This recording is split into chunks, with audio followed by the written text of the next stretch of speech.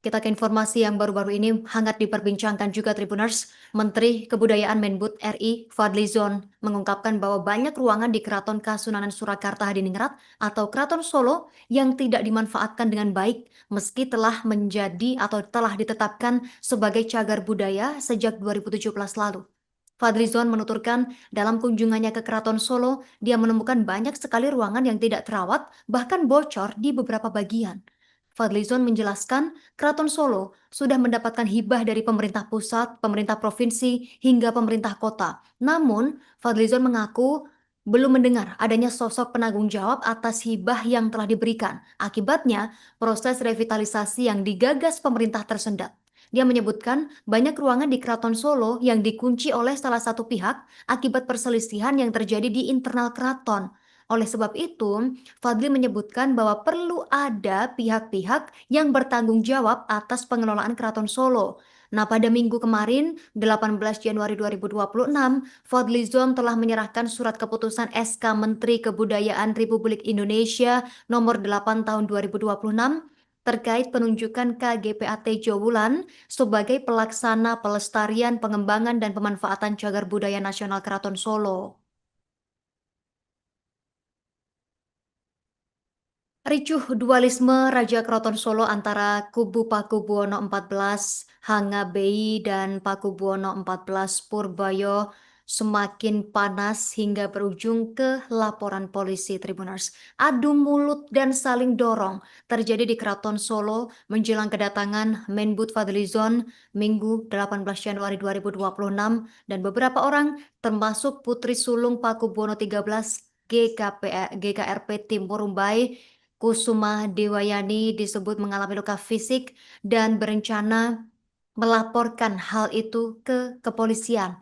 Kericuhan fisik dalam peristiwa di hari Minggu ini terjadi di Bangsal Siaga Pulisen dan keributan dimulai saat pihak Lembaga Dewan Adat LDA yang mendukung Pakubuwono XIV Hangabei tidak bisa membuka pintu keraton. Padahal saat itu akan digelar acara penyerahan SK hak pemanfaatan Keraton Solo dari Menteri Kebudayaan RI Fadlizon kepada adik Pakubuwono XIII KGPAA Tejo Bulan yang selama ini dikenal dekat dengan kubu Hangabei.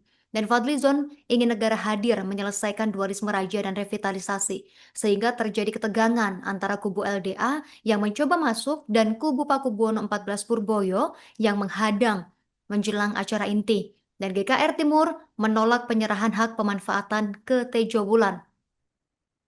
GKR Timur atau Gusti Timur ini bersikeras bahwa Keraton Solo milik adat bukan milik negara. Salah satu yang mengaku terluka adalah Putri Pakubuwono XIII, Gusti Timur Rumbai Kusuma Dewayani.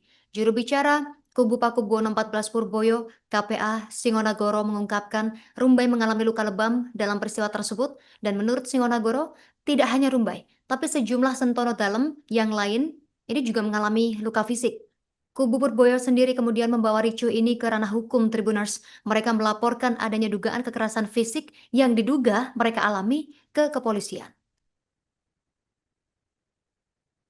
Sementara itu, Tribuners cucu Pakubuwono XIII berinisial S dilaporkan ke pihak kepolisian menyusul bentrok yang terjadi di Keraton Kasunanan Surakarta menjelang acara penyerahan surat keputusan Menteri Kebudayaan Fadlizon kepada Maha Menteri KG Panembahan Agung Tejo Bulan pada Minggu 18 Januari kemarin dan ia diduga terlibat dalam pengeroyokan terhadap seorang abdi dalam berinisial RP hingga menyebabkan korban ini mengalami luka-luka. Kuasa hukum korban Ardisa Songko menjelaskan RP mengalami luka cukup serius akibat pengeroyokan yang diduga dilakukan oleh sejumlah orang berseragam hitam. Luka paling parah terdapat di bagian kemaluan dan belakang kepala korban. Dikatakan korban ini ditendang di kemaluannya, kemudian ada luka robek di belakang kepala, ada memar juga di dada kiri dan juga di tangan kirinya. Ini diungkapkan oleh Ardi saat ditemui awak media kemarin 19 Januari. Dan berdasarkan laporan tersebut, pihak yang dilaporkan berasal dari Lembaga Dewan Adat LDA pendukung Sinuhun Pakubuwono XIV Hangabei. Sementara pihak yang melaporkan merupakan kubu pendukung Sinuhun Pakubuwono XIV Purboyo. S diduga terlibat dalam tindak pengeroyokan yang diancam hukuman maksimal 5 tahun penjara. Pihak kuasa hukum korban berharap kepolisian dapat mengusut tuntas kasus ini secara profesional dan objektif. Sementara itu, Ketua Eksekutif Lembaga Dewan Adat LDA KPH Edi Wirabumi menjelaskan alasan dibalik aksi pembukaan paksa pintu-pintu Keraton Solo, baik beberapa hari lalu maupun menjelang acara penyerahan surat keputusan atau SK Menteri Kebudayaan RI nomor 8 tahun 2026 di Pendopo Utama pada Minggu 18 Januari 2026 kemarin. Edi menegaskan, pembukaan paksa yang dilakukan dengan menjebol gembok-gembok pintu bertujuan untuk mempersiapkan lokasi acara Kementerian Kebudayaan. Selain itu, langkah tersebut juga untuk melanjutkan konservasi yang sebelumnya sempat berjalan di Museum Keraton Solo.